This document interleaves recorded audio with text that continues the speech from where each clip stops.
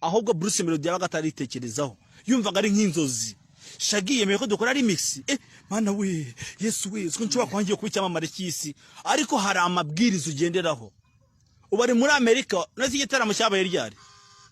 hashize iminsi ngaho kibaye yarakiri gukora yiki umwaka wa 2024 bagiye gusinya abana 10 hamaze kubonekamo abana batatu muri bonde nande Burce Melody yagiye byanga cyangwa byemere turi kumwe nawe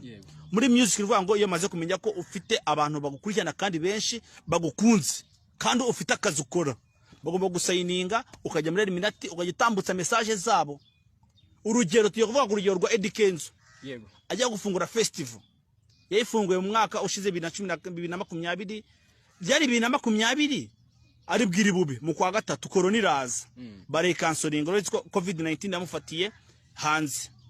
nyuma yaho 2022 mwaka ushize nibwo Kenzo yafunguye festival urebye imyenda yambaye nkuko bise